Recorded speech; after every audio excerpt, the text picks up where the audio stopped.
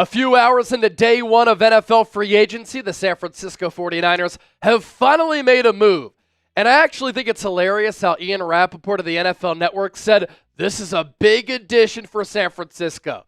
Get out of here. But let's talk about it. In addition to the Niners losing a few key players in free agency as well. You're watching the 49ers Report by Chat Sports. My name is Chase Sr., and the Niners adding tight end Luke Farrell, formerly of the Jacksonville Jaguars, to their roster in free agency, and they are signing him to a 3-year, $20.25 million contract, according to reports, worth $11 million in guaranteed money.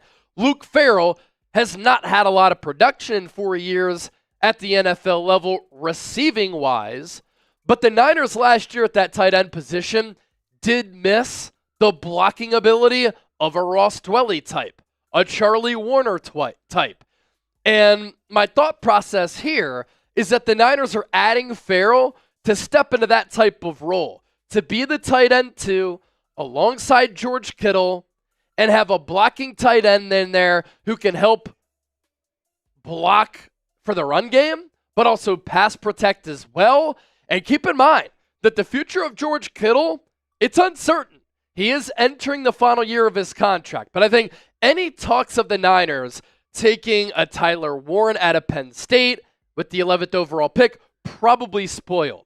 The Niners taking a young, good tight end, probably not going to happen, at least early in the draft, unless San Francisco plays out the remainder of George Kittle's deal, 2025 being the final year of his contract. They let him walk. He gets paid by somebody else. Then the Niners have Luke Farrell under contract, and they go with the young player. That's kind of the thought process that I'm thinking here, although what will ultimately happen is the Niners do sign George Kittle to a contract extension to try to make him a long-term Niner. As for Farrell here, he was drafted in the 5th round out of Ohio State by Jacksonville in the 2021 NFL Draft. He's 6'5", 250. He will play some special teams too. And special teams, an awful unit for San Francisco last year, but also over the last couple of years. Of course, when your team adds a tight end, you're hoping, he's going to be a good pass catcher. Year 1, 11 targets, 7 catches, 56 yards. Year 2, 4 targets, 4 catches, 40 yards. Year 3, 13 catches, 155 yards, no touchdowns. 12 catches, 67 yards in 2024, 0 touchdowns. He does not have a single touchdown throughout his career. But with $11 million in guaranteed money, if you spread that out over 3 years, the Niners pretty much giving him a vetman type of deal. 3 years, 20 sounds like a lot. In reality, $11 million of guaranteed money, it's not all that much money. But again, Kyle Shanahan does value tight ends who can block, like Charlie Warner, like Ross Dwelley. They're not going to be called upon to catch a lot of passes, but that's the type of role that they will play. And like those other aforementioned players, Luke Farrell will play some special teams too. So grade the signing. It's not a splash move by the Niners by any means. A, B, C, D, or F. Let me know down in the comment section right now. As for San Francisco losing some players, Talanoa Hufanga departing the Niners, the former first-team All-Pro signing with the Denver Broncos on a 3-year, $45 million contract, $20 million in guaranteed money. That's $15 million in average annual value for Hufanga. As the safety market, it's pretty robust. And the Broncos are taking a chance on a player here in Hufanga who's barely played the last 2 years after that All-Pro season. But when he is on the field, highly impactful, very versatile, always around the ball, always a game-changing menace who will hit you, has no fear, is really good against the run.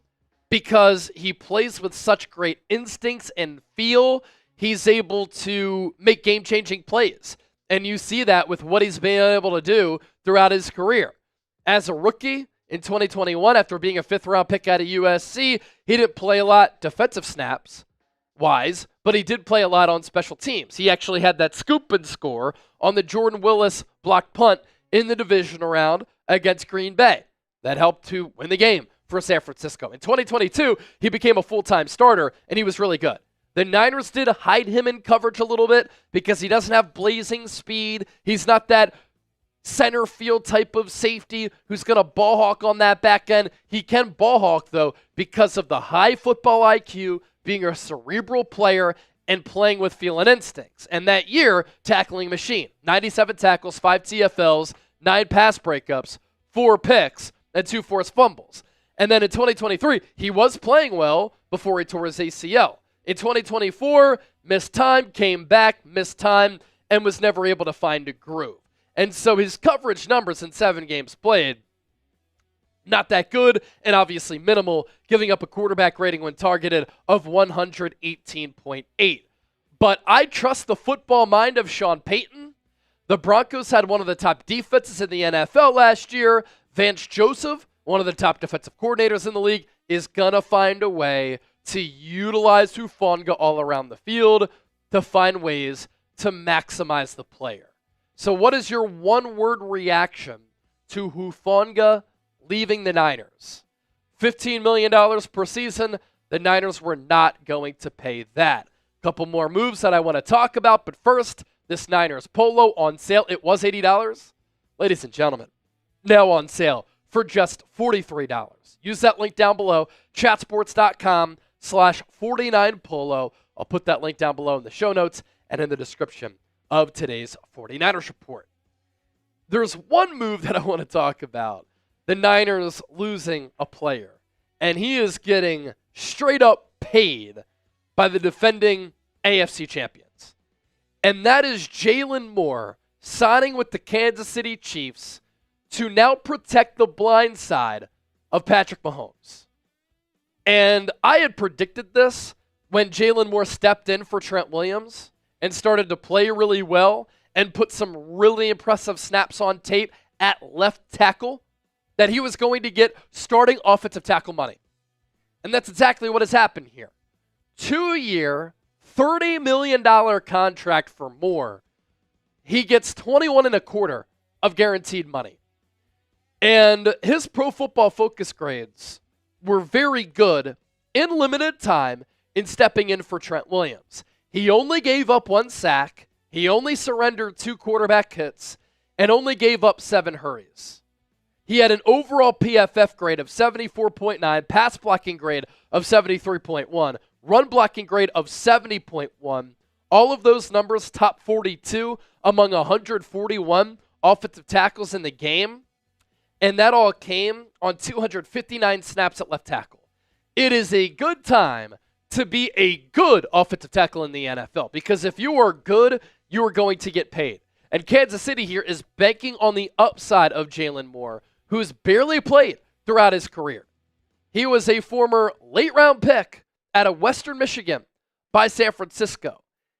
6'4", 311. He's 27 years old.